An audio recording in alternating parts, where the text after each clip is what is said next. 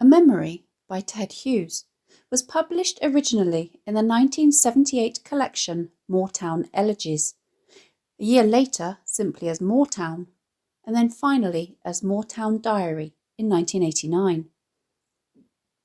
The poems in this collection concern themselves with everyday life on Moortown Farm, near Winkley in mid-Devon, which initially belonged to Hughes's father-in-law, Jack Orchard.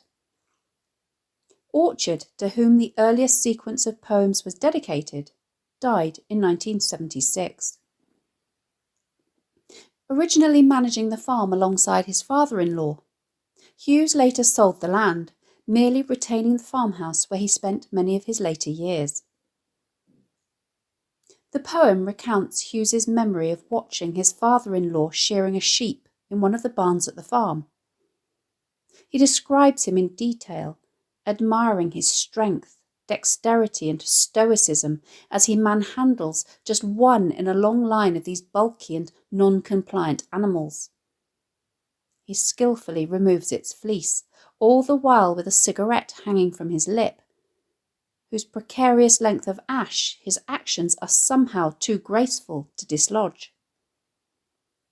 Hughes observes the toll that this backbreaking manual labour has taken on both this man's appearance and his physical condition, as, one animal finished, he stretches his stiffened back, lights another cigarette from the butt of the old one and, we assume, reaches for another sheep.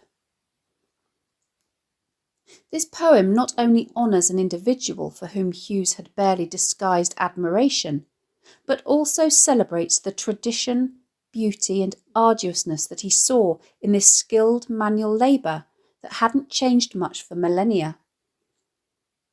The poem explores man's perpetual struggle to control nature in often hostile environments. For example, the glacially cold, cave-dark barn. The way in which the sheep fights to be free and leaps away as soon as it is able seems to be nature's way of saying that it will not capitulate to man's dominion quietly. The poem comprises 5 stanzas of 9, 4, 6, 2 and 3 lines. It is written in free verse in that it has neither a formal metrical or rhythmic structure, nor a set rhyme scheme. Hughes instead modulates the rhythm through an extensive use of enjambment. Note also that there is not one single full stop in the entire poem, even at the end. This enjambment, as well as the lack of punctuation, creates an ever-moving, fluid rhythm, not only perhaps evoking Orchard's skill and dexterity, but also the way in which his job is still not done, even when he has released the now shorn sheep. The lack of a full stop at stanza breaks throughout suggests that Hughes's memory is made up of discrete images which, although distinct in and of themselves, also blend seamlessly together to create a cohesive whole, similar to a collage. Also observe that where Hughes employs his signature compound adjectives such as through door, cave dark, flame crimson, drum guttural, arch wrinkled, glove huge and grease glistening, this creates a rhythm which is heavy on adjacent stressed syllables and so creates a weighty and cumbersome feel, perhaps to evoke the difficulty of the task which Orchard still manages to complete with such prowess. Even though there may be no rhyme scheme, Hughes makes use of complex sound patterning techniques, such as alliteration, e.g. bony white bowed back and preserving its pride, consonants, e.g. flame crimson and nipped the bud of stub from your lips, and assonance, e.g. drum guttural and stretched erect, to give the poem cohesion and musicality. The poem is written in the second person you, which gives it an intimate and affectionate feel, as though Hughes is attempting to commune with Orchard beyond the grave. Hughes's diction is, as is his custom, plain, but his extensive use of compound adjectives of his own coining creates an intensely rich and multi-layered sensuous experience for the reader. The simple title, A Memory, gives Hughes's act of remembering the episode, rather than the episode itself, centre stage, and communicates the importance that the celebration of this hard-working man has for him. The poem begins on a vivid image of Hughes's father-in-law. Your bony white bowed back in a singlet. Note the plosive alliteration with the repeated b sound, combined with the assonant long o sound here, which enhances this picture of a man who has not a spare ounce of flesh on his body, whose back seems curved or bent for some reason, and who has stripped off his outer shirt to reveal the singlet, another word for a sleeveless vest, beneath. He may be thin, but he is nevertheless powerful as a horse. The choice of another farm animal, a horse, for this simile, rather than something else powerful, say a machine, suggests not only that his seemingly frail physical appearance belies his strength, but also that he is an integral part of this farm and the rural landscape in which it sits. He is someone who is at one with the rhythms of the natural world. Hughes repeats the word bowed, this time as a verb instead of an adjective, to describe how the man is intentionally bending or leaning over an upturned sheep that he is shearing under the east chill through-door draught in the cave-dark barn. Note the triplet of adjectives here that Hughes uses to describe the bitterly cold current of air that is blowing through the open barn door.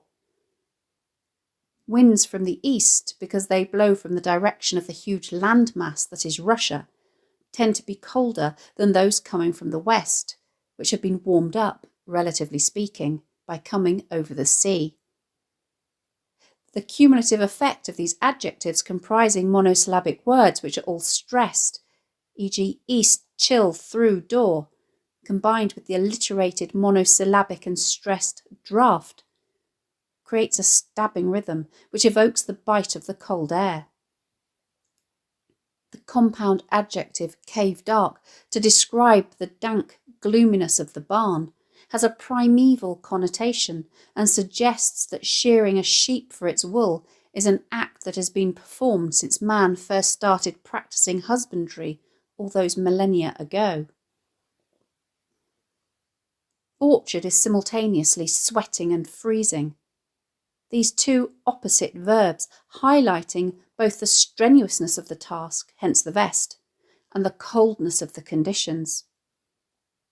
Hughes elaborates on the effect of his physical exertion as he describes his flame crimson or hot, bright red face and the drum, guttural African curses that escape him as he wrestles with the unruly animal. The adjective guttural describes a harsh sound that is produced in the throat, and its pairing with drum, as well as its combining with African, suggests that the muffled sound of the expletives he is uttering seems almost tribal to him. Note the sound patterning here with the consonant nasal sound in flame crimson and the assonant sound in drum guttural that enhances both these compound adjectives to give a striking sense of the energy that he is expending as you bundled the sheep, like tying some oversize, overweight, spilling bale through its adjustments of position. This simile, with its references to the tying of cumbersome bales of hay, once more ties Jack Orchard irrevocably to the farm. The enjambment over these three lines forcefully moves the poem forward and combines with the asyndetic triplet of adjectives, oversize, overweight, spilling, to communicate the unrelenting unwieldiness of the task at hand as he is consistently forced to move the sheep around to remove all the fleece. The way in which this stanza ends without a full stop, or any punctuation for that matter, suggests that this image flows into the next.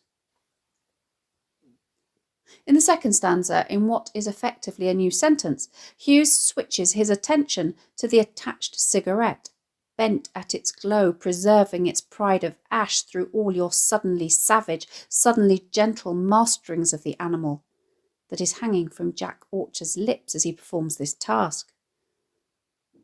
The image of the cigarette end, preserving its pride of ash, evokes how the cylinder of ash is getting longer and longer as the cigarette burns down, as he doesn't have a hand free to take it from his mouth and flick it off. Note the alliteration of preserving its pride, which enhances the sense that, able to smoke at the same time, this is the evidence that he is a virtuoso in the art of shearing, communicating that his movements, although by turn suddenly savage, suddenly gentle, are entirely controlled. Note once again that this stanza is entirely enjambed, enhancing the precise yet fluid nature of his movements. Hughes begins the third stanza with the simile, "You were like a collier, a face worker in a dark hole of obstacle, heedless of your own surfaces, inching by main strength into the solid hour." A collier is another word for a coal miner, a face worker, or one who works directly at the coal face. Rather than excavating coal, however, he is unearthing the animal from beneath its dense fleece. Coal mining is physically demanding, skilled manual labour, which has also been undertaken for millennia, and so, by comparing Orchard to a miner, Hughes underlines once more the traditional nature of this task. He also uses this image to allude again to the difficult, dark and hostile working conditions. In a dark hole of obstacle, heedless of your own surfaces. The way he is inching by main strength into the solid hour evokes the physically demanding yet painstaking nature of the task. The solid hour may be alluding here to the oncoming of night, when the light outside solidifies into darkness, and suggests that Orchard has been engaged in this back-breaking work all day. The physical toll that an outdoor life of hard manual labour takes on the body is emphasised in the final lines of the stanza, as Hughes affectionately recalls his bald, arch-wrinkled, weathered dome bowed over your cigarette comfort.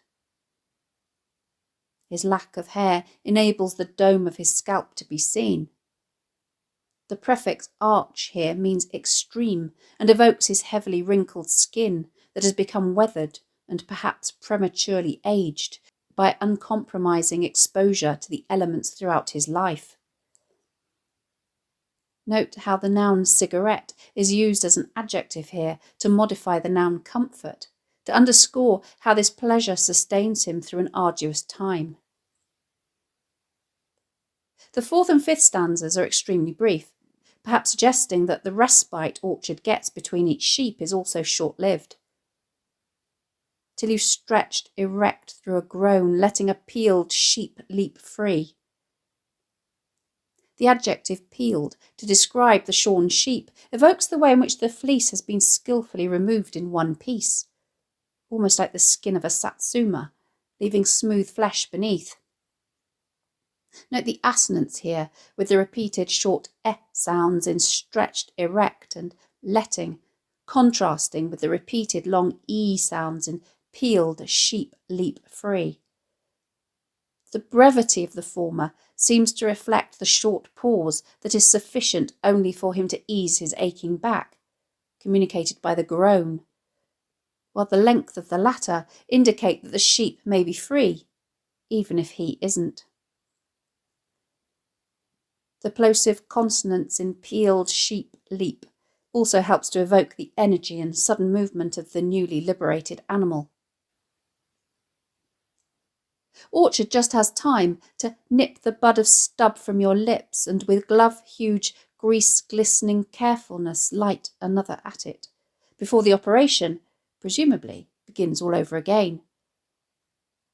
The verb nipped suggests a quick, clean movement, and the rapidity of his removing the cigarette stub from his mouth is enhanced by more plosive consonants. Nipped the bud of stub from your lips.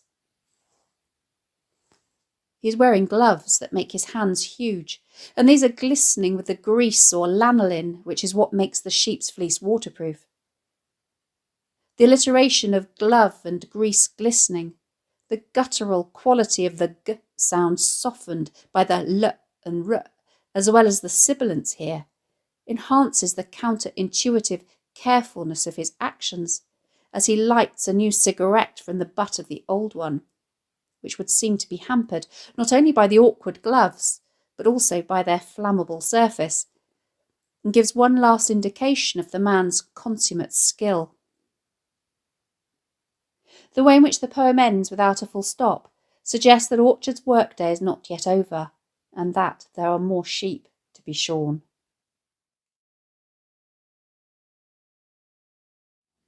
Thanks for watching. If you have any questions, please let me know in the comments section below, and I'll do my best to answer them. Don't forget to subscribe to my channel for more videos on English language topics and exam techniques and English literature texts.